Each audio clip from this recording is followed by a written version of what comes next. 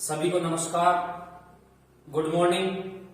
और इसके साथ अपन आज की क्लास का शुभारंभ करते हैं। उससे पहले मेरे आपके लिए थोड़ी सी एडवाइस है कि एक तैयारी एक तो बहुत सी ये नहीं, एफर्ट करते हैं बहुत सारा, दिन रात पढ़ते हैं लेकिन रिजल्ट नहीं आ पाता है।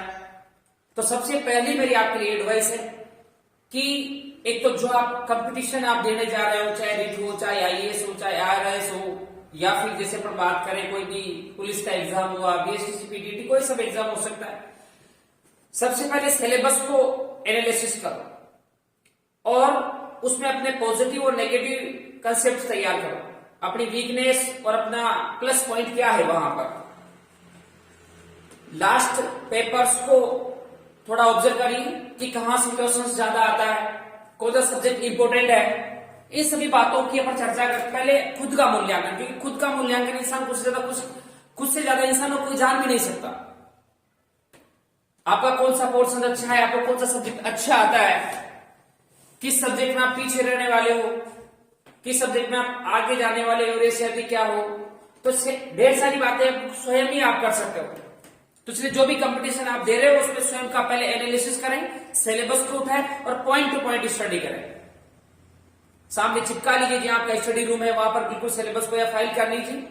डेली एक टारगेट रखें कि अपन को ये टॉपिक कंप्लीट करना है और जिस टॉपिक को पढ़िए उसको 100% क्लियर ही करते हुए जाइए। ऐसा कोई टॉपिक मत छोड़िए पीछे कि उसको दोबारा रिवीजन करने की आपको जरूरत पड़े या दोबारा अपन उसको स्टडी करना चाहिए। वापस उस पे से आने वाला हर क्वेश्चन आपको आना चाहिए। आपको नहीं आया मतलब किसी को भी नहीं आया, उस क्वेश्चन को छोड़ दीजिए। आते हैं बहुत सारे क्वेश्चन एग्जाम में, पढ़े मैटर में से भी बहुत सारे ऐसे क्वेश्चन आ जाते हैं जो बिल्कुल भी टच नहीं होते या अपन उसको समझ नहीं पाते हैं, तो उसको छोड़ दीजिए। हर क्वेश्चन करने लायक नहीं होता, नेगेटिव मार्किंग होती है। तो इसलिए स्वयं का अच्छे तरीके से मूल्यांकन करें, एनालिसिस करें और फिर उसके बाद स्टडी स्टार्ट करें कि अपन कौन सा सब्जेक्ट पढ़ लिया, अपन ने कितना कवरेज हो चुका है।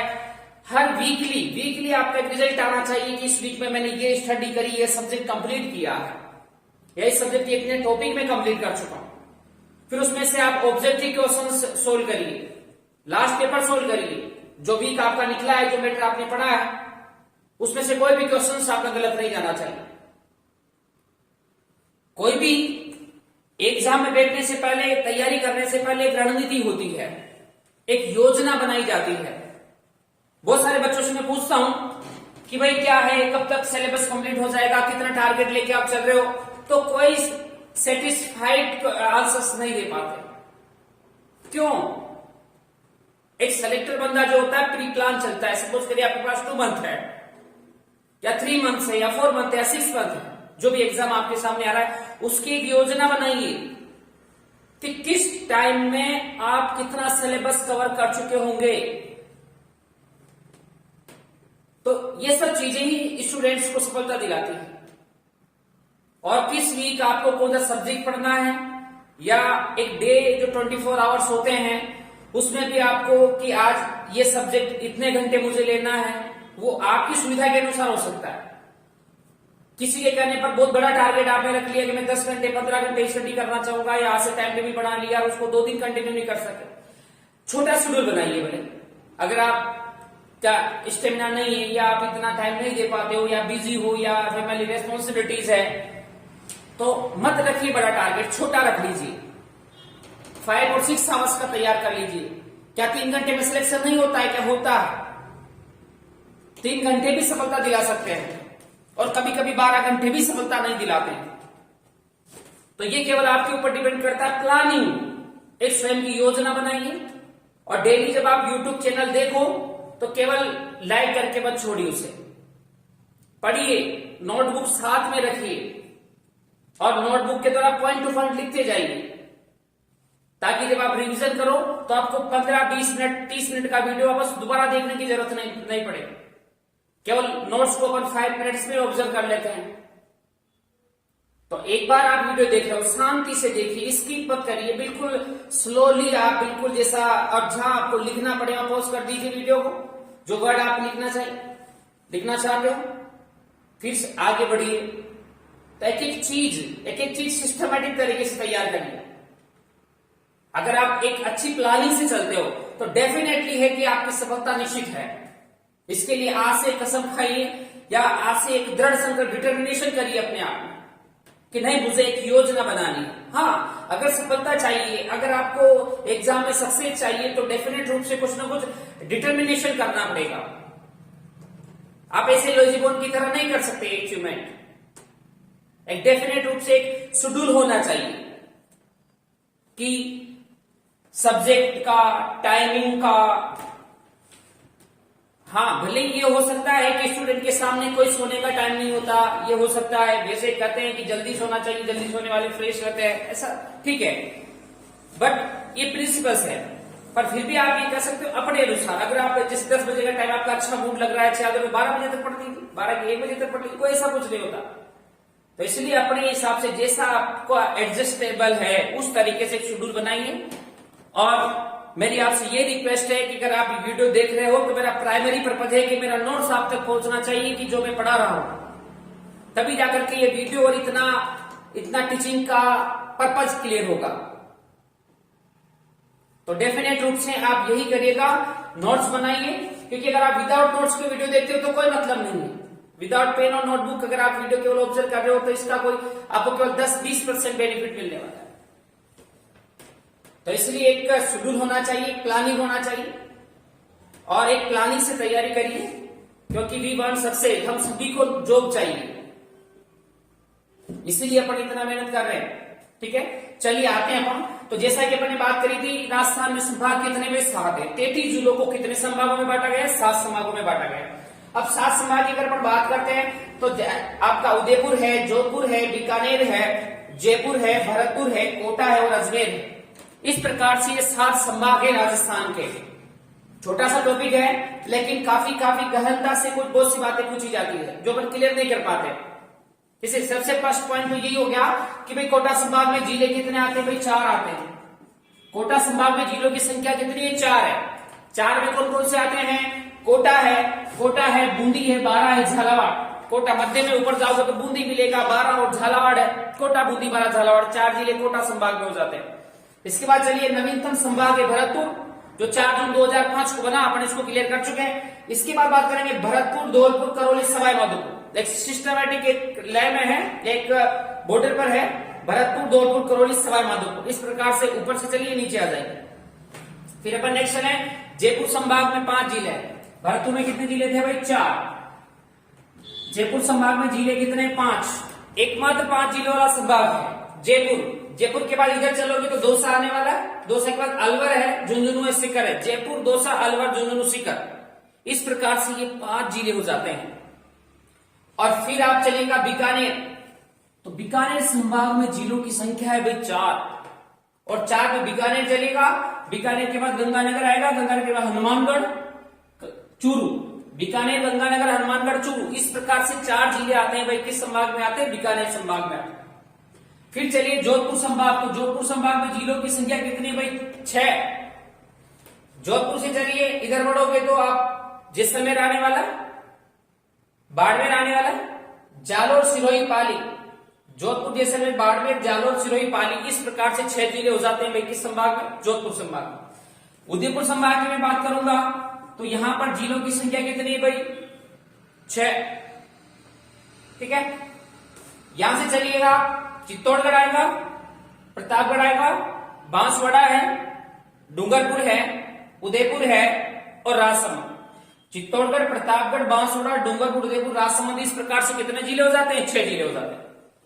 अजमेर राजस्थान का आगे बात करेंगे, मध्यवर्ती संभाग है।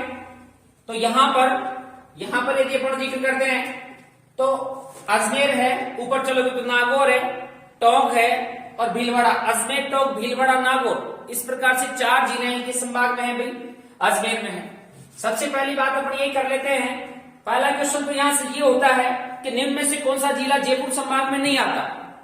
निम्न में से कौन सा जिला जयपुर संभाग में नहीं आता? ऐसा चूरू, झुंझुनू, सीकर और आपका अलवर दे दिया जाता है, तो कौन सा नहीं आता भाई? चूरू। तो इस प्रकार से यहां से इस मैटर में से यही क्वेश्चन बनता है। इसके बाद नेक्स्ट क्वेश्चन यदि अपन बात करते हैं तो डायरेक्शंस के आधार पर क्वेश्चन बनता है। दिशाएं भाई, डायरेक्शंस, कौन सा संभाग को दिशा के आधार पर जैसे पूछ लिया जाए, राजस्थान का पश्चिमी संभाग कौन सा है, पूर्वी संभाग कौन सा, ऐसे क्वेश्चन यहां से बनते हैं।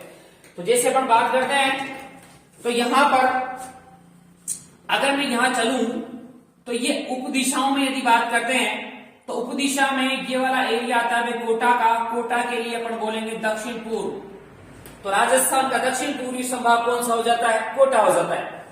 फिर आप चलिएगा भरतपुर पर, तो भरतपुर एग्जैक्ट राजस्थान का कौन सा संभाग है, पूर्वी संभाग है।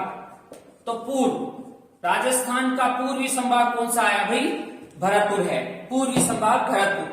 इसके बाद चले अपन यहां पर, तो ये वाली कंडीशन है जयपुर की, और ये डायरेक्शन हुई आपकी उत्तर, और कौन सी होने वाली है, पूर्व।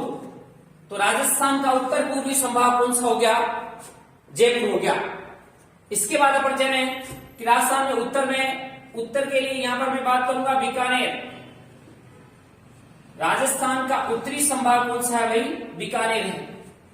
इधर चलिएगा, ये वाली कंडीशन है जोधपुर की। तो अगर आपसे पूछा जाए कि राजस्थान का पश्चिमी संभाग कौन सा है, पश्चिमी संभाग हो जाता है, कौन सा होने वाला है, जोधपुर होने वाला है। इसके बाद अपन यहां पर बात करें तो यहां पर संभाग आने वाला है आपका उदयपुर। ये डायरेक्शन हो गई आपकी, कौन सी हो गई, दक्षिणी। तो राजस्थान का दक्षिणी संभाग कौन सा है, दक्षिणी संभाग कौन सा होने वाला है, उदयपुर होने वाला है। इसके बाद अगर अजमेर की अपन बात करते हैं तो अजमेर यहां पर पड़ता है आपके मध्य में, यानी इसके लिए अपन एक बात कह सकते हैं, केंद्रीय स्थिति, केंद्रीय स्थिति, इसलिए राजस्थान का हृदय भी कहलाता है। या अदर वर्ड में अपन बात करें तो मध्यवर्ती संभाग। इस प्रकार से जिलों के बाद क्वेश्चन बनता है दिशाओं से, अच्छे तरीके से याद रखना। और मोस्टली ये वाली दिशाएं पूछी जाती है जो सब डायरेक्शंस उप दिशाओं में जो पड़ते हैं, उप दिशाओं में जो पड़ते हैं, जयपुर और कोटा, इनकी दिशाएं मोस्टली पूछी जाती है। तो दक्षिणी संभाग उदयपुर है, दक्षिण पूर्वी संभाग कोटा है, पूर्वी संभाग भरतपुर है, और आपका फिर है उत्तर पूर्वी संभाग जयपुर है, उत्तरी संभाग बीकानेर है, पश्चिमी संभाग जोधपुर है, और केंद्रीय या मध्यवर्ती संभाग में नाम आता है भाई, किसका आता है भाई,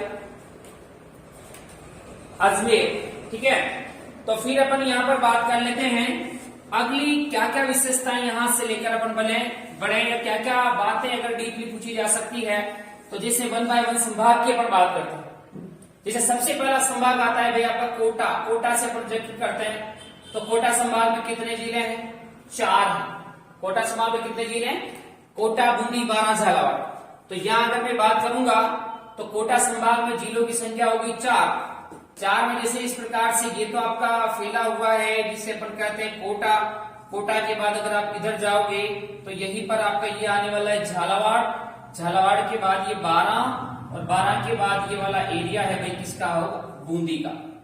तो ये कोटा है, कोटा के बाद ये बारां है, बारां के बाद ये झालावाड़ है, और ये आपका है बूंदी।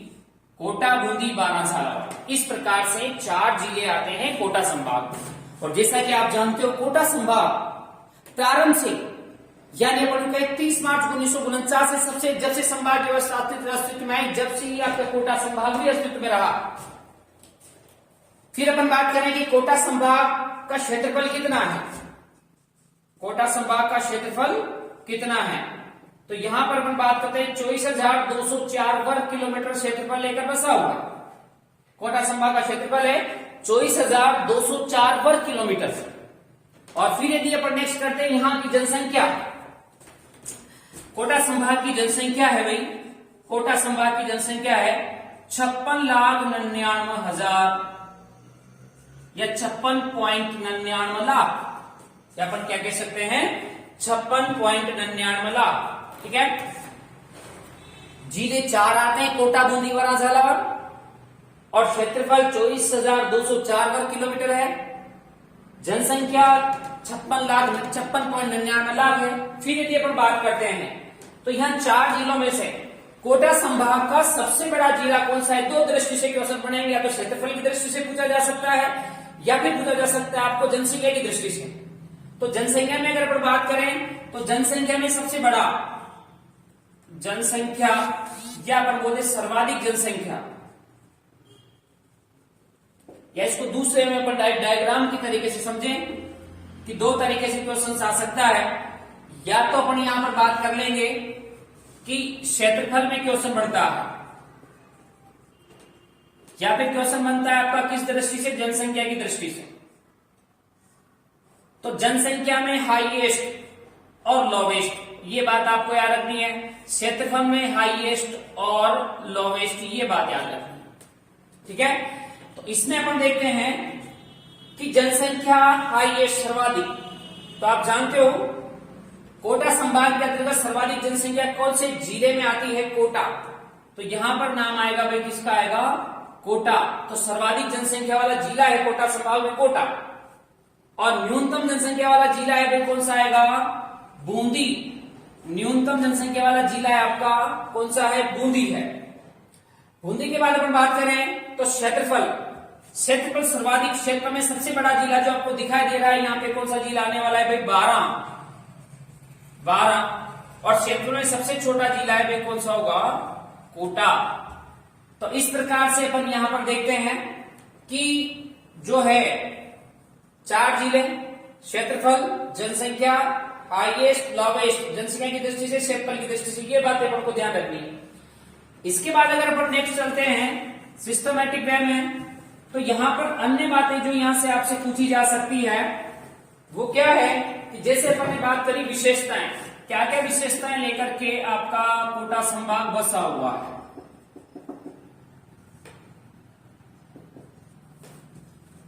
ठीक है, विशेषताएं,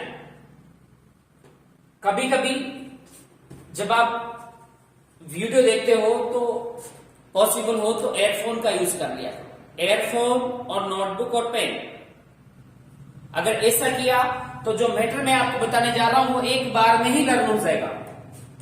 और नोटबुक को केवल अगर अपन यहां 1 घंटा लगा रहे हैं तो 10 मिनट्स में रिवीजन 100% हो जाता है। इसलिए सिस्टमैटिक तरीके से अपन तैयारी करें।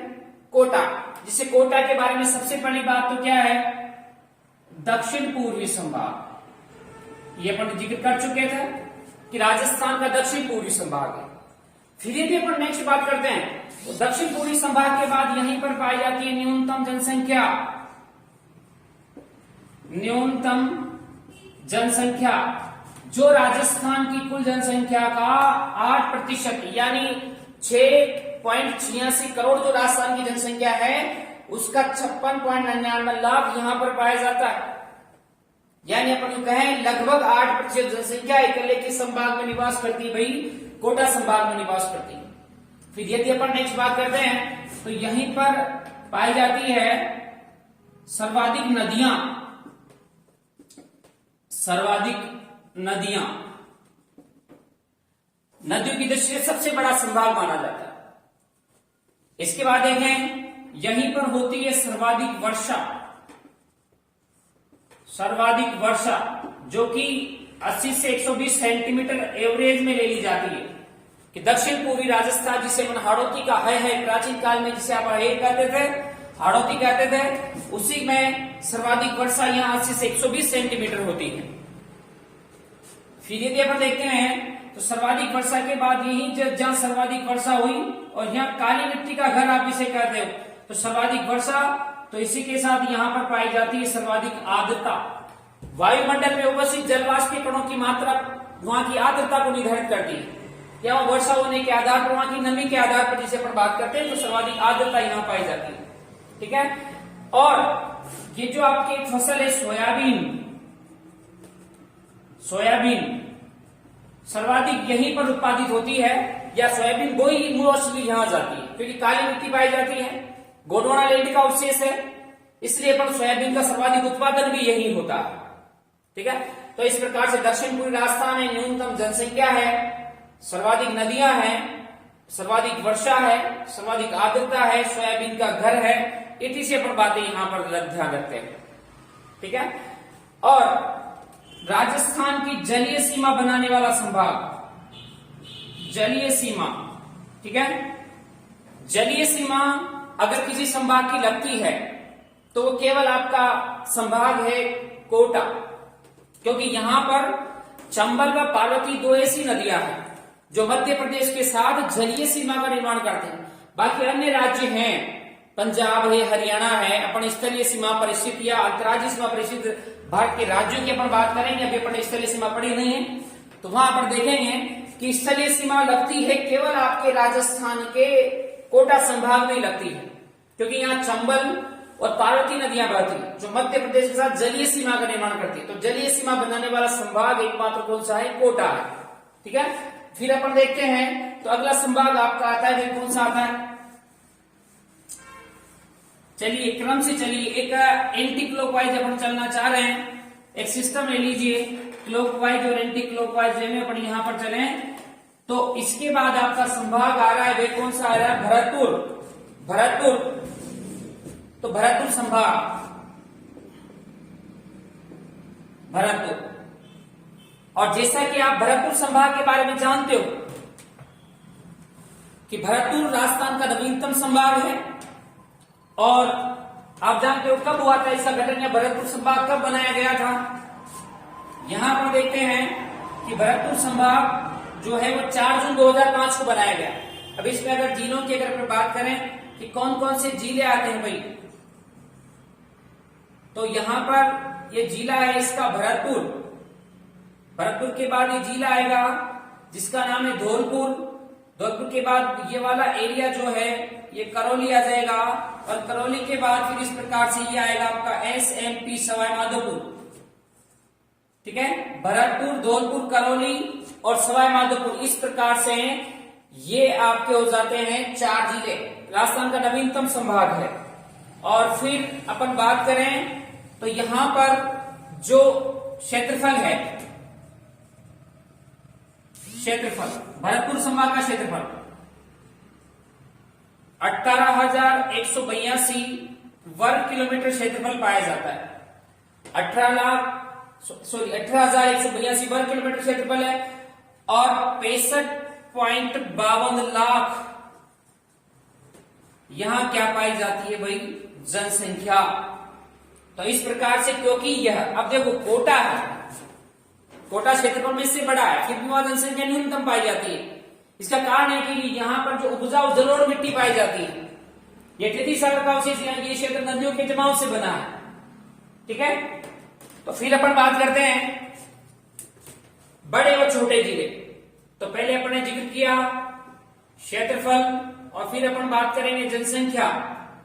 क्षेत्रफल और जनसंख्या, हाईएस्ट और लॉवेस्ट। यहां भी अपन बात करेंगे हाईएस्ट और क्या होगा? लॉवेस्ट। तो बताइए क्षेत्रफल में सबसे बड़ा जिला कौन सा है? भरतपुर संभाग का। तो यहां पर अपन बात करेंगे करौली। और क्षेत्रफल में सबसे छोटा जिला कौन सा है? तो आप जानते हो राजस्थान का सबसे छोटा जिला ही कौन सा है? धौलपुर है। फिर अपन देखें कि जनसंख्या में भरतपुर संभाग का सबसे बड़ा जिला कौन सा है?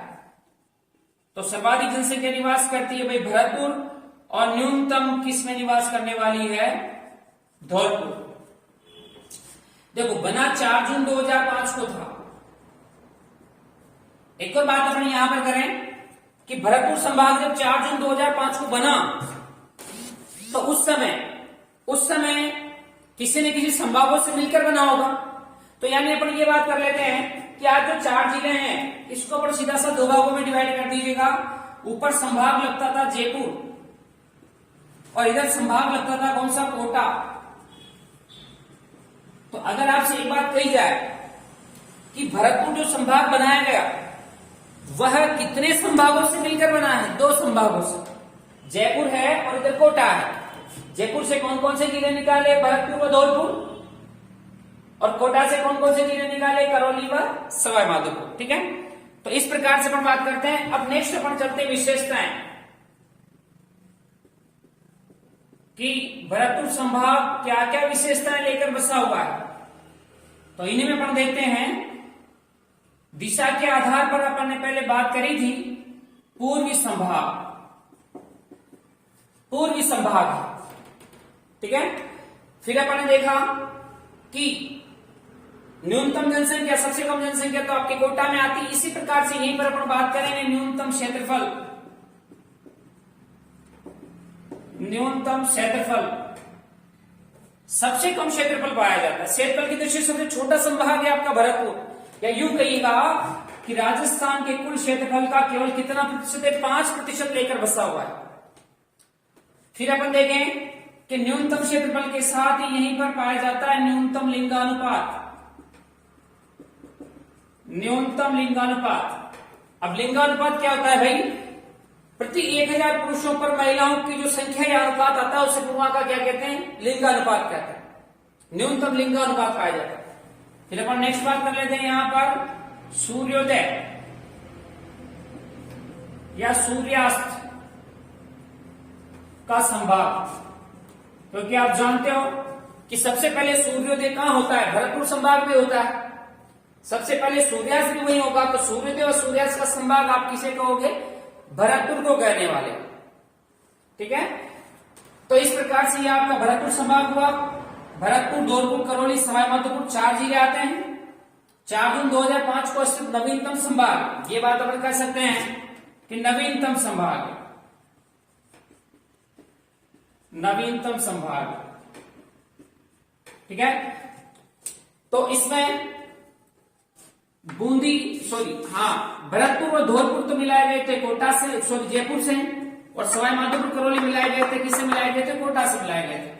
क्षेत्र में सबसे बड़ा जिला करौली है, सबसे छोटा धौलपुर है। जैसे कि सबसे बड़ा जिला भरतपुर है, सबसे छोटा कौन सा आने वाला है भाई, धौलपुर है। ठीक है, तो इस प्रकार से अपन 1 by 1 की विशेषताएं याद रखें। इसके बाद अगर हम बात करते हैं तो एंटी क्लॉकवाइज में, जैसे आप भरतपुर संभाग जाओगे तो भरतपुर के बाद आपको संभाग मिलने वाला है भाई, कौन सा मिलेगा, जयपुर। तो फिर अपन जयपुर संभाग की बात कर लेते हैं। और जयपुर संभाग, जयपुर संभाग में जिलों की संख्या कितनी है भाई, 5 है। जयपुर संभाग में जिले कितने हैं, 5 है। अब 5 अगर मैं जिलों की बात करूंगा तो यहीं पर आपका जो जयपुर संभाग है, इसमें ये तो सुरई के जैसे, ये तो आपका जयपुर हो जाता है।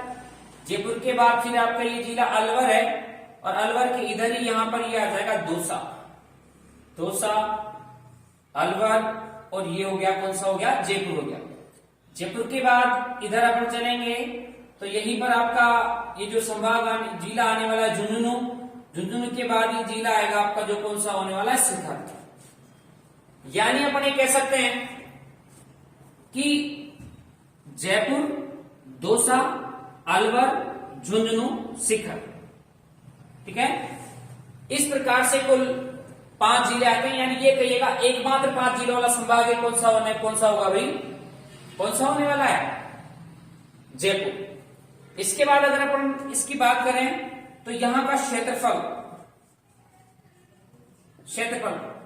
36,615 वर्ग किलोमीटर है। 36,615 वर्ग किलोमीटर यहाँ का क्षेत्रफल आता है।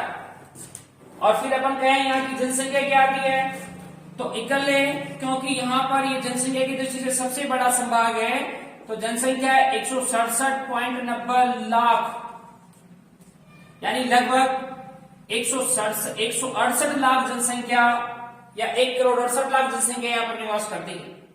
फिर से उसी प्रकार से अपन देख लेते हैं कि सबसे बड़ा व छोटा कौन सा है। तो फिर अपन बात करें कि एक तो वही आएगा, या तो अपन बात करेंगे क्षेत्रफल के आधार पर, या अपन बात करेंगे किसके आधार पर, जनसंख्या के आधार पर, हाईएस्ट और क्या होने वाला है, लोवेस्ट। और इसमें भी अपन बात करें हाईएस्ट और लोवेस्ट। तो जयपुर, दौसा, अलवर, झुंझुनू, सीकर और क्षेत्रफल 36,615, जनसंख्या 167.90 लाख हो जाती है। तो यहां पर क्षेत्रफल की बात कर लेते हैं। तो क्षेत्रफल 36,615, उसमें से सबसे बड़ा जिला आपको कौन सा दिखाई दे रहा है भाई, जयपुर दिखाई दे रहा है। तो सबसे बड़ा जिला हुआ क्षेत्रफल में कौन सा हुआ, जयपुर। और जैसा कि राजस्थान का दूसरा सबसे छोटा जिला आता है, वो कौन सा आता है, दौसा आता है। तो क्षेत्रफल में सबसे छोटा जिला कौन सा होगा, दौसा होने वाला। और फिर अपन बात करते हैं कि भाई जनसंख्या, तो जनसंख्या में सबसे बड़ा जिला जो आपका कौन सा है, क्योंकि राजस्थान में सर्वाधिक जनसंख्या कौन से जिले में निवास करती है।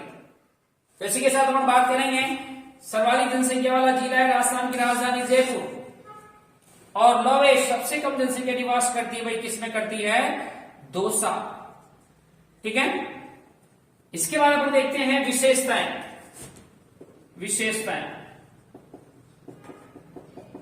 विशेषताओं में अगर अपन चले तो जैसा कि अपन जानते हैं, दिशा के आधार पर राजस्थान का कौन सा संभाग हुआ, उत्तर पूर्वी संभाग।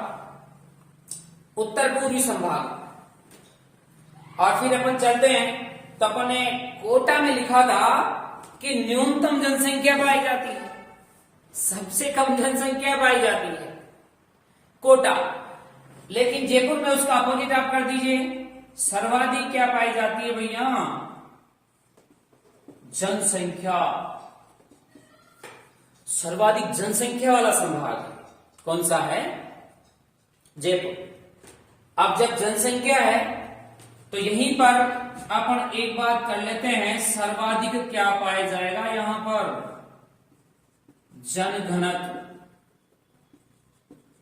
सर्वाधिक जनघनत्व, प्रति वर्ग किलोमीटर में रहने वाले लोगों की संख्या या क्षेत्रफल के अनुपात में जो वहां जनसंख्या निवास करती है उनका प्रतिशत जितना आता है वही वहां का क्या कहलाता है, जनघनत्व कहलाता है।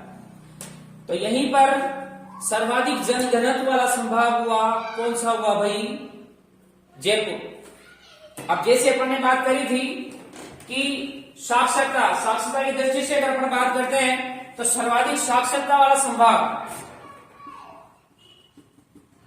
सर्वाधिक साक्षरता वाला संभाग 72.99% साक्षरता है यहां पर। साक्षरता की दृष्टि से सर्वाधिक विकसित है, तो सर्वाधिक साक्षरता वाला संभाग है। और फिर अपन बात करें एसटी एससी यानी अनुसूचित जाति व जनजाति, तो इस संभाग में पाई जाती है सर्वाधिक क्या पाई जाएगी भाई, सर्वाधिक अनुसूचित जाति पाई जाती है, यानी एससी शेड्यूल्ड ट्राइब्स, सर्वाधिक अनुसूचित जाति पाई जाती है। फिर अपन देखें सर्वाधिक विकसित संभाग, ये भी आप कह सकते हो सर्वाधिक विकसित संभाग है, विकसित संभाग। और फिर अपन बात कर लेते हैं सर्वाधिक विकसित संभाग के बाद अपन मेट्रो ट्रेन।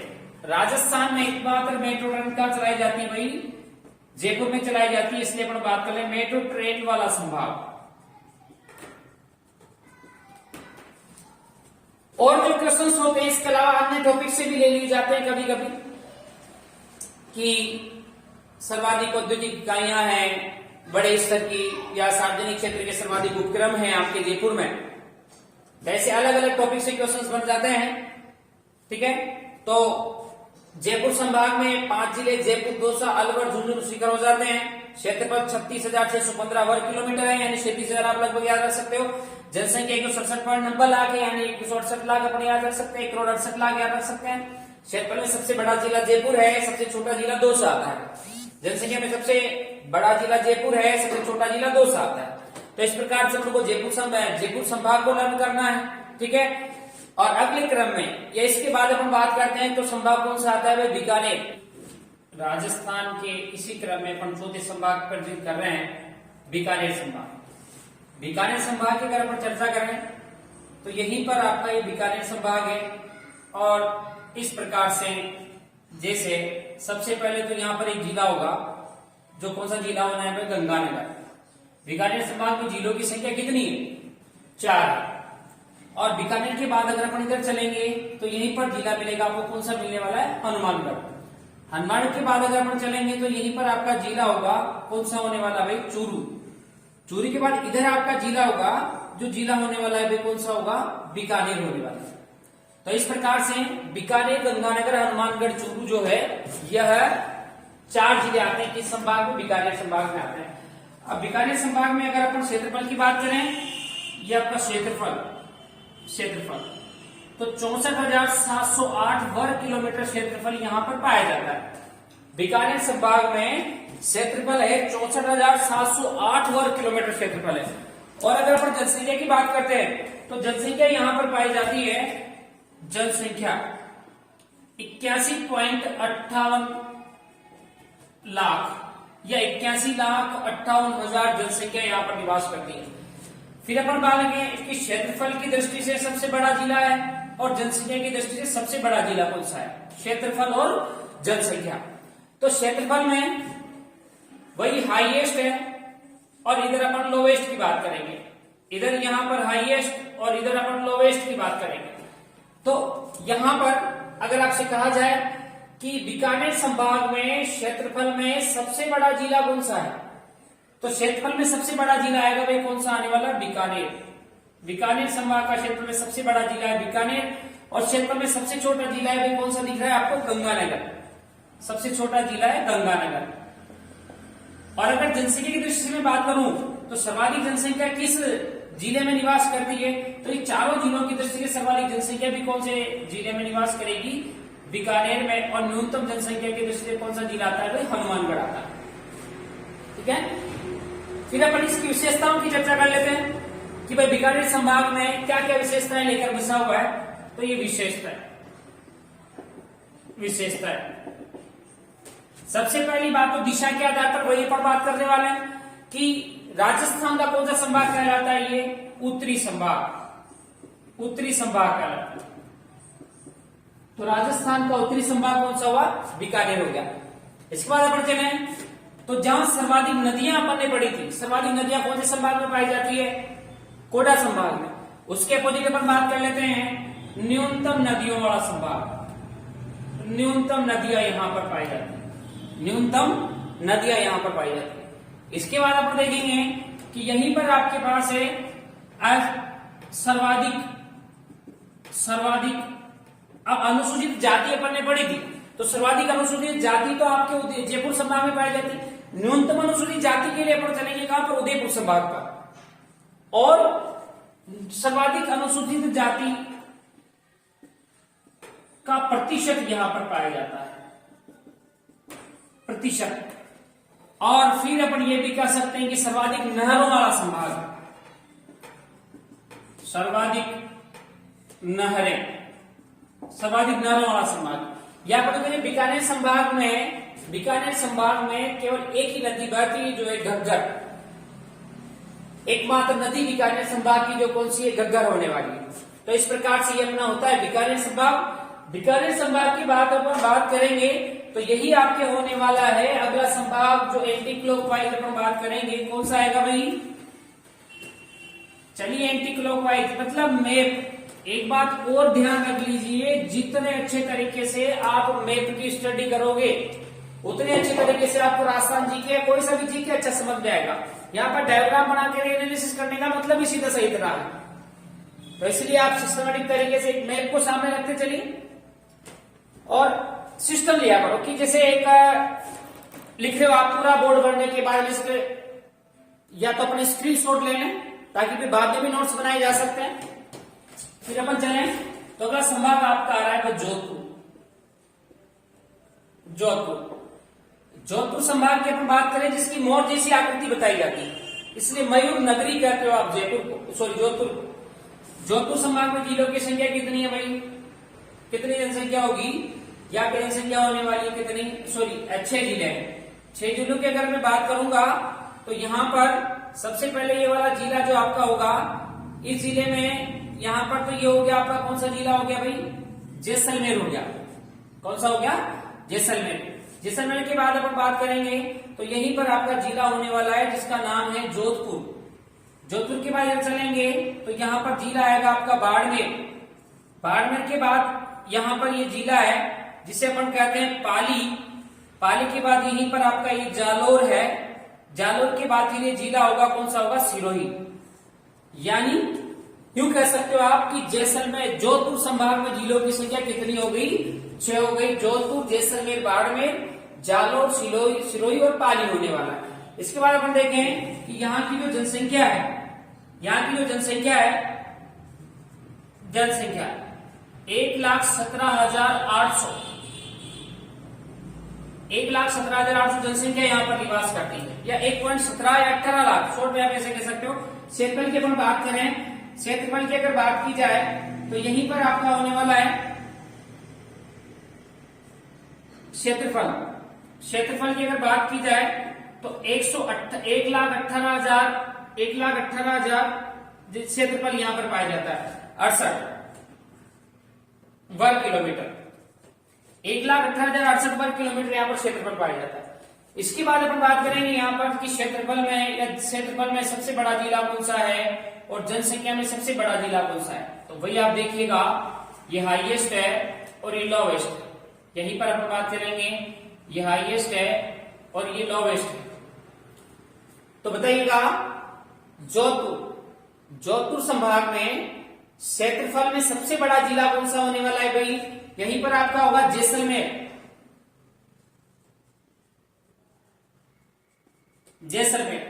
और जैसलमेर के बाद अपन चले कि यहां पर लोवेस्ट न्यूनतम क्षेत्रफल वाला जिला कौन सा है भाई? न्यूनतम क्षेत्रफल वाला जिला कौन सा है? जालोर होगा। और फिर अपन देखें कि यहीं पर अगर बात की जाए कि सर्वाधिक जनसंख्या है, तो जनसंख्या कौन से संभाग जिले में निवास करती है? जोधपुर। और न्यूनतम जनसंख्या पाई जाती है सिरोही। ठीक है, तो क्षेत्रफल में सॉरी, इसको चेंज कर लीजिए, सिरोही और एक जालोर। ठीक है, क्षेत्रफल में सबसे बड़ा जिला जैसलमेर है, सबसे छोटा जिला सिरोही है। जनसंख्या में सबसे बड़ा जिला जोधपुर है, सबसे छोटा जिला क्या है? जालोर है। इसके बाद अपन देखेंगे इसकी विशेषताएं, तो काफी सारी विशेषताएं ये लेकर के बसा हुआ है। विशेषताएं दिशा के आधार पर जो अपन ने बात करी थी कि डायरेक्शंस के आधार पर जो है इसे कौन सी दिशा कहा जा सकता है भाई? पश्चिमी संभाग। राजस्थान का पश्चिमी संभाग कौन सा है? जोधपुर है। इसी के साथ ये कहें किसका क्षेत्रफल है? 1,18,068 या 1.68 लाख। तो इसी के साथ अपन यहां पर देखें कि सर्वाधिक क्षेत्रफल वाला संभाग, या यूं कहें 1/3 33% क्षेत्रफल। राजस्थान के कुल क्षेत्रफल का 1/3 क्षेत्रफल इकल्ले कौन संभाग में आता है? जोधपुर संभाग में आता है। इसी के बाद देखिए क्षेत्रफल बहुत अधिक है, तो पहले अपन ने पढ़ा था सर्वाधिक जनघनत्व। तो सर्वाधिक जनघनत्व कहां पाया जाता है? सर्वाधिक जनघनत्व के लिए अपन गए थे जयपुर में, तो यहीं पर है न्यूनतम जनघनत्व। और फिर अपन अगली बात कर लेते हैं जहां सर्वाधिक साक्षरता है, जहां सर्वाधिक साक्षरता पाई जाती है।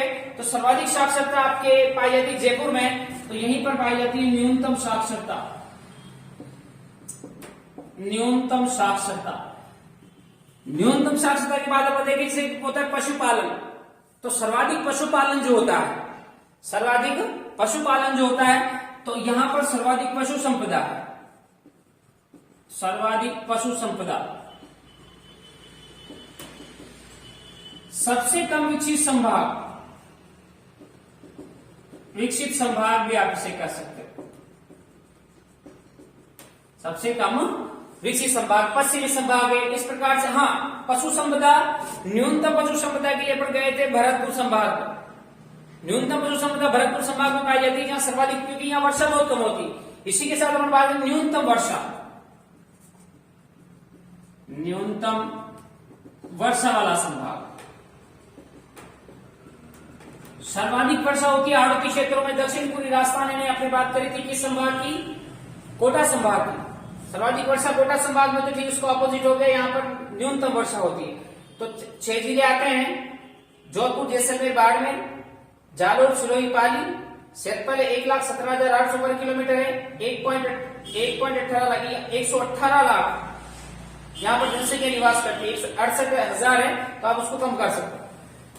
क्षेत्रफल है, सर्वाधिक क्षेत्रफल के लिए सबसे बड़ा जिला है यहाँ पर जैसलमेर, न्यूनतम सबसे छोटा जिला है सिरोही, जनसंख्या में सबसे बड़ा जिला है जोधपुर, जनसंख्या में सबसे छोटा जिला है जालोर। तो इस प्रकार से ये विशेषताएं इसकी आपको यहाँ पर याद रखनी। इसके बाद अपन बात करते हैं अगला जो संभाग आपका आ रहा है, काफी अच्छा संभाग है, काफी अच्छा एनवायरमेंट है वहां का, क्योंकि अपन ये कह सकते हैं राजस्थान में सम जलवायु वाला जो आपका संभाग आता है, तो सम जलवायु वाला संभाग कौन सा है? अधिकतर सम क्लाइमेट, क्योंकि वन सर्वाधिक उदयपुर संभाग में पाए जाते हैं। तो इसलिए इसी क्रम में अपन बात कर लेंगे राजस्थान का कौन सा संभाग पढ़ रहे हैं? उदयपुर संभाग में जिलों की संख्या कितनी है भाई? 6 है। अब 6 में अपन बात करें तो ये आपका दक्षिणी राजस्थान वाला एरिया है, और दक्षिणी राजस्थान वाले एरिया में सबसे पहले यहीं पर अपन बात करेंगे चित्तौड़गढ़ आएगा। चित्तौड़गढ़ के बाद फिर आपका हो जाएगा प्रतापगढ़ के बाद फिर ये आपका जिला है बांसवाड़ा के बाद फिर आपका डूंगरपुर, और डूंगरपुर के बाद फिर ये जिला है जिसे अपन कहते हैं कौन सा हो जाएगा? उदयपुर, और उदयपुर के बाद फिर आप जिला जाओगे जिसका नाम है तिलक के समान आकृति है, इसकी राजसमंद जिले की है। तो चित्तौड़गढ़, प्रतापगढ़, बांसवाड़ा, डूंगरपुर, उदयपुर, राजसमंद, इस प्रकार से कितने जिले आते हैं भाई इस संभाग में? 6 जिले आते हैं। चित्तौड़गढ़ संभाग में जिलों की संख्या कितनी है भाई? 6 है। और यहां पर अपन बात करते हैं तो क्षेत्रफल है, उदयपुर संभाग का क्षेत्रफल है कितना है भाई? 36,942 वर्ग किलोमीटर, 36,942 वर्ग किलोमीटर है। और जनसंख्या की अगर अपन बात करेंगे तो कितनी होगी? जनसंख्या 98.83 लाख, या 98,83,000 जनसंख्या यहाँ निवास करती है। इसी के बाद अपन वही देखेंगे कि क्षेत्रफल और जनसंख्या, हाईएस्ट और यहीं पर लोवेस्ट, यहां पर हाईएस्ट और ये क्या होगा? लोवेस्ट होने वाला है। तो दोनों ही दृष्टि से यहीं पर अगर अपन देखते हैं तो क्षेत्रफल में सबसे बड़ा जिला कौन सा है भाई? इसका कौन सा आने वाला है? उदयपुर आने वाला है। क्षेत्रफल में सबसे बड़ा जिला है इस संभाग का, कौन सा होगा? उदयपुर होगा। और सबसे छोटा जिला जो क्षेत्रफल में आपको दिखाई दे रहा है वो कौन सा होगा? डूंगरपुर होगा। और फिर अपन देखें कि जनसंख्या में सबसे बड़ा जिला भी कौन सा होने वाला है? उदयपुर। और सबसे छोटा जिला कौन सा होने वाला है भाई? यहीं पर आपको थोड़ा सा ध्यान रखना है, जो कि क्या होगा? प्रतापगढ़ जिला है। इसके बाद अगर अपनी विशेषताओं की बात करते हैं, विशेषताएं, तो दिशा के आधार पर तो अपन ने बात कर ली थी। कौन सा संभाग है भाई? दक्षिणी संभाग। राजस्थान का दक्षिणी संभाग कौन सा आया? उदयपुर। इसी के बाद जैसे अपन ने कहा कि सर्वाधिक क्या पाई जाती है यहाँ पर? अनुसूचित जाति जनजाति। तो सर्वाधिक अनुसूचित जनजाति यहाँ पर पाई जाती है, सर्वाधिक अनुसूचित जनजाति पाई जाती है। और सर्वाधिक अनुसूचित जाति के साथ ही यहाँ पर क्या पाई जाती है? न्यूनतम अनुसूचित जाति यहाँ पर पाई जाती है। ठीक है। इसके अलावा अगर अपन देखें तो यहीं पर सर्वाधिक वन पाए जाते हैं, सर्वाधिक वन वाला संभाग भी है। इसके बाद अपन बात करें तो यहीं पर आपके अगली विशेषता उदयपुर संभाग। तो उदयपुर संभाग के बारे में अपन कह सकते हैं कि यहां सर्वाधिक कार्यशील जनसंख्या पाई जाती है, सर्वाधिक कार्यशील जनसंख्या, सर्वाधिक कार्यशील जनसंख्या। इस प्रकार से आपको ध्यान रखना है। उदयपुर संभाग में जिले 6 हैं, चित्तौड़गढ़, प्रतापगढ़, बांसवाड़ा, डूंगरपुर, उदयपुर, राजसमंद है।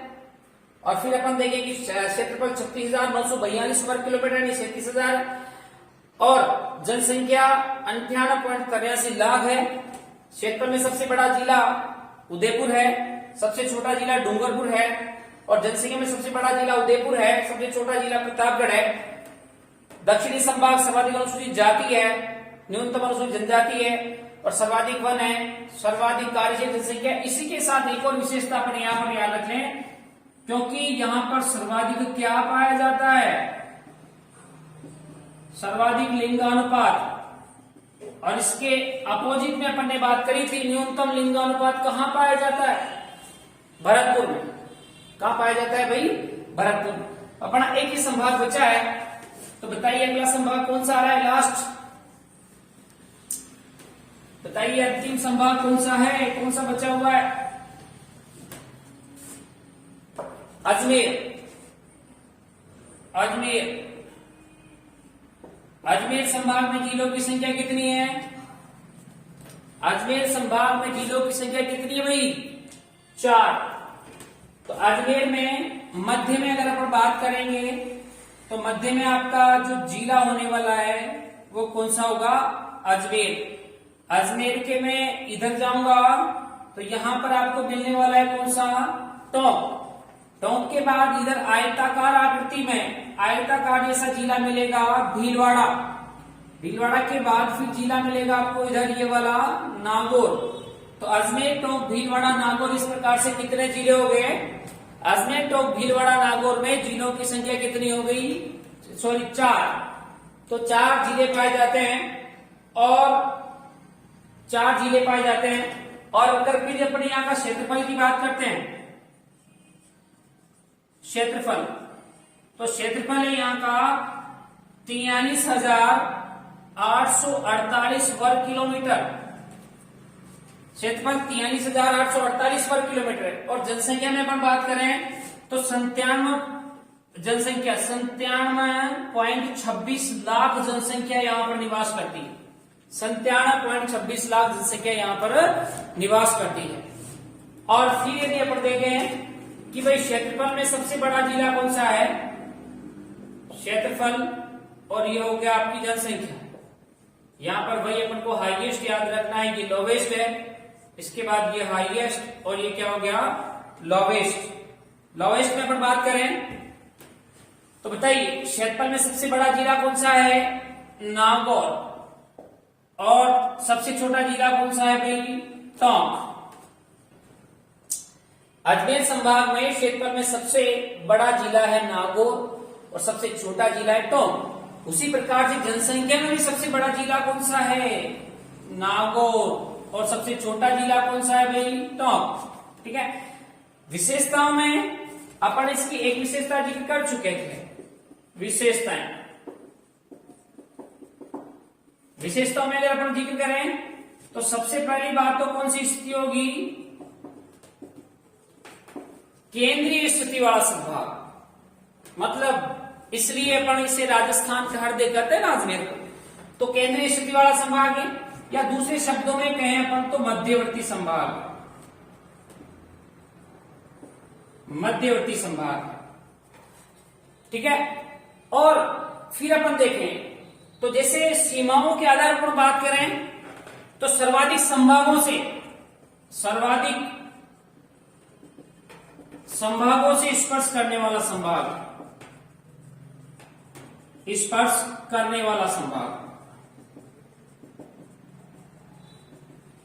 अर्थात अजमेर राजस्थान का ऐसा संभाग है, अजमेर राजस्थान का जिसकी सीमाएं सर्वाधिक संभागों की सीमाओं से स्पर्श करती है। अर्थात पूरे 7 संभाग के बाद कितने बचे? 6। तो 6 संभागों के साथ सीमाएं बनाता है। कौन सा संभाग बनाता है? अजमेर संभाग बनाता है। इस प्रकार से अपने होते हैं 7 संभाग। अब देखो कभी कभी एग्जाम में क्या होता है, एक क्वेश्चन मोस्टली पूछा जाता है अच्छे एग्जाम में, मैं आपसे बात करी अच्छे एग्जाम में क्वेश्चन को थोड़ा सा लेवल बढ़ाने के लिए थोड़ा सा टर्न दे दिया जाता है और सत्य असत्य इनमें से कौन सा ऑप्शन सही है, BC, BC ऐसे BCA ऐसे ऑप्शन दे देते हैं। तो हमको थोड़ा सा करना क्या है कि क्षेत्रफल के आधार पर संभागों का क्रम याद रखना है। क्षेत्रफल के आधार पर संभागों का क्रम याद रखना है। तो यहां पर अपन बात करें एक निश्चित क्रम, आरोही या अवरोही क्रम, तो अपन अवरोही क्रम याद रख लेते हैं।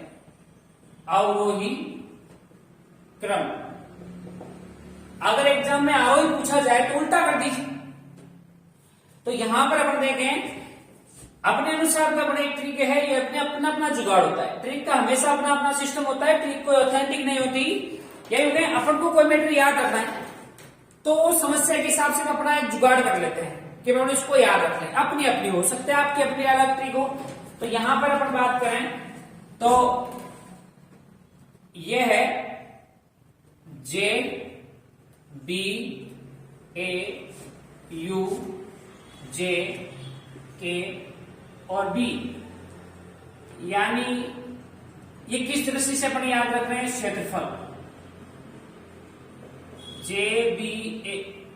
JBAU अब यहां देखिए, क्षेत्रफल में सबसे बड़ा संभाग है जे का मतलब कौन सा हो गया? जोधपुर। क्षेत्रफल में सबसे बड़ा संभाग है जे का मतलब हो गया जोधपुर। अब इस बी और इस बी का मतलब, तो आप जानते हो कि क्षेत्रफल में सबसे छोटा संभाग कौन सा है? कौन सा होने वाला है भाई?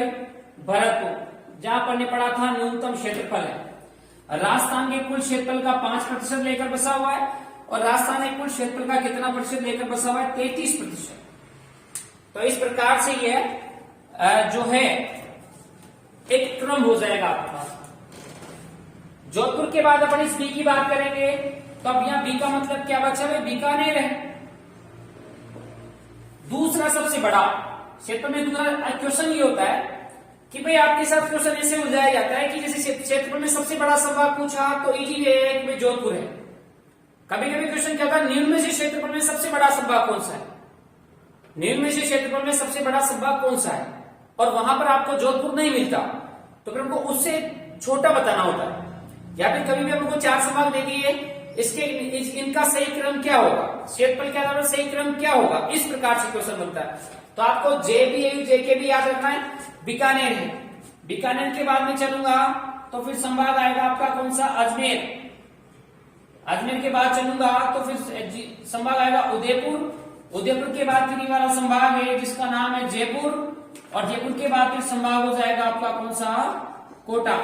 तो निश्चित क्रम अपन को मिल गया जोधपुर, अवरोही क्रम, जोधपुर, बीकानेर, अजमेर, उदयपुर, जयपुर, कोटा और भरतपुर।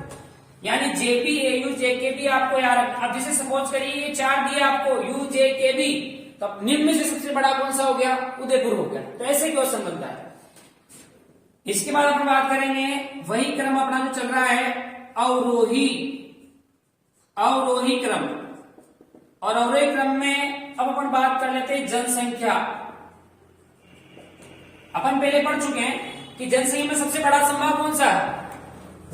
जनसंख्या में सबसे बड़ा संभाग कौन सा है? तो कौन सा संभाग आएगा भाई? जयपुर आएगा। और सबसे छोटा संभाग कौन सा है? कोटा है। तो इसके लिए भी अपन एक याद रख लें, JUABB और K, JUABB और K। ये आपका J है, J, ये U है, फिर ये B है, फिर ये B है, और ये K है। सिंपल है। जनसंख्या में सबसे बड़ा संभाग तो कौन सा हो गया भाई? जयपुर, जो आप जानते हो राजस्थान की कुल जनसंख्या का लगभग 25% यानी 1/4 जनसंख्या इकल्ले के संभाग में निवास करती है, जयपुर संभाग में निवास करती है। इसके बाद अगर मैं चलूंगा, जनसंख्या में सबसे छोटा संभाग कौन सा है? तो कौन सा आने वाला है भाई? कोटा। और राजस्थान की कुल जनसंख्या कितना प्रतिशत लेकर बसा हुआ है? 8%। फिर अपन देखें कि यहीं पर इस जे का मतलब अब आपके होने वाला है भाई कौन सा? जोधपुर, क्योंकि जयपुर के बाद जनसंख्या 1,67,167 लाख जनसंख्या तो अपन ने पढ़ी थी किसमें? जयपुर में। और 118 लाख जनसंख्या अपन ने पढ़ी किसमें? जोधपुर में पढ़ी। इसके बाद तीसरा सबसे बड़ा संभाग होगा जिसका नाम है क्या होगा? उदयपुर। उदयपुर के बाद फिर क्या हो जाएगा? अजमेर। अजमेर के बाद अब यहां बी है। तो बी में थोड़ा सा ध्यान रखना कि फर्स्ट मतलब सबसे छोटा तो क्या है? कोटा है। तो दूसरा सबसे छोटा जो संभाग आएगा वो आपका होने वाला है भरतपुर, और भरतपुर के बाद फिर आपका कौन सा होने वाला है? बीकानेर। अब इस प्रकार से जैसे आपसे ये पूछा जयपुर, जोधपुर, उदयपुर, अजमेर, तो बताइए निम्न में से क्षेत्र जनसंख्या में सबसे छोटा संभाग कौन सा है? अजमेर। कौन सा होने वाला है भाई? अजमेर होने वाला। तो इस प्रकार से अपन ये एक क्रम अपना अवरोही क्रम हो गया, जयपुर, जोधपुर, उदयपुर, अजमेर, बीकानेर, भरतपुर और कोटा हो जाता है। तो इस प्रकार से ये अपना आज टॉपिक क्लियर होता है भाई संभाग। ऐसा याद रखना, मैं कह रहा हूं 100% क्वेश्चन आएगा। मतलब क्वेश्चन अगर आता है इस टॉपिक से, यानी सभी टॉपिक अपने अपनी वैकेशन रखते हैं, अपन को पढ़ना पूरा ही है। नोट्स बनाओ अच्छे से, जब आप एग्जाम दोगे आपने कैसा पढ़ा इसका वैल्यूएशन केवल एग्जाम आएगा तभी हो सकता है, ठीक है। और मैपिंग सिस्टम, इस सिस्टम से याद रखिए, और जीके अपन बिना बाइक चलाते हुए, खाना बनाते हुए, सब चीजें इसे रिवाइज कर सकते हैं, अपनी अपनी टेक्निक्स होती है। भाई कोई भी टॉपिक अपन ने रिमाइंड कर लिया, नाते धोते समय उसको अपन जैसे गाना गाते हैं, गाने की जगह आप जीके गाइए, या कोई भी सब्जेक्ट अपन को अच्छा लगे तो वो गाइए, है ना, ताकि अपना एक माइंड भी डाइवर्ट नहीं हुआ और अच्छे तरीके से अपन फ्रेश हो जाते हैं, या जो भी काम अपना है वो कंटिन्यूटी से हो जाता है। तो इस प्रकार से अपन एक सिस्टम से याद रखें, ठीक है। और नोट्स मोस्टली बनाएं, ये मेरी आपसे रिक्वेस्ट है, ठीक है, क्योंकि अगर नोट्स नहीं है तो ये वीडियो केवल आपको 2 दिन याद रहेगा, 3 दिन याद रहेगा, ठीक है। और दोबारा देखने के लिए अब एक बात देखिए, आप अगर आप नोट्स नहीं बनाते हो तो सपोज करिए ज्योग्राफी वाला पोर्शंस, वर्ल्ड, इंडिया, राजस्थान, या राजस्थान को मैं लूं तो 50 घंटे, तो ऐसे 100, 125, 150 घंटे तक अपना मैटर जाने वाला है। अब अगर क्या आप एग्जाम के पहले इन सब चीजों का रिवीजन केवल एक ही सब्जेक्ट थोड़ा ना होता है, इसके बाद आपको बहुत सारे जीके में पार्ट्स हैं, कॉन्स्टिट्यूशन है, कल्चर है, और आपकी हिस्ट्री है, करंट अफेयर्स है, बहुत सारे टॉपिक, बहुत सारा सब्जेक्ट होता है स्टूडेंट के सामने। तो ऐसे 1000, 2000, 5000, 4000, 3000 घंटे का मैटर क्या आप यूट्यूब पे ही थोड़े ना रीड कर सकते हो उसे, या चलो वीडियो आपने डाउनलोड भी कर लिया तो उसको आप रिवाइज नहीं कर पाएंगे। तो इसलिए मेरा आपसे एक ही रिक्वेस्ट है, अगर आप पढ़ रहे हो तो दूसरी प्रायोरिटी ये बनती है कि आप नोट्स बनाएं, ठीक है, तभी जाकर के अपनों वास्तव में पढ़ने का मजा आएगा, ठीक है। फिर हाँ, अगर फ्री टाइम मिलता है तो अपन सुन सकते हैं उसको, या फिर अपन, वो अलग बात है, अगर अपन पास टाइम है तो फिर वो अलग चीज है, ठीक है। पर नोट्स सबसे बेस्ट है, तो नोट्स बनाइए, ठीक है। चलो ठीक, थैंक यू।